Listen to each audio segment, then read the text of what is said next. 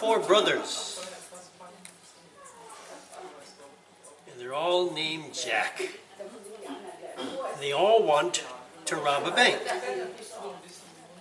So they wait until the bank closes, or they've hid in the toilet.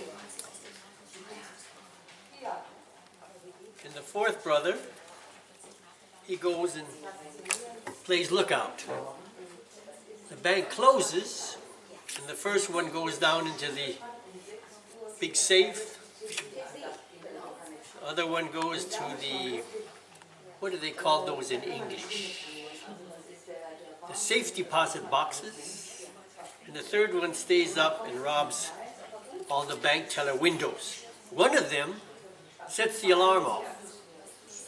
The fourth brother hears the siren of the police, rushes back, runs down to the cellar and tells the guy robbing, taking the money from the big, what do they call it? Anyway, and he comes up and he meets the guy who was robbing the bank teller tills. They all meet up on top, called the helicopter.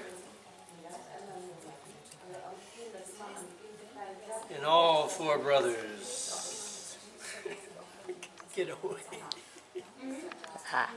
That was horrible.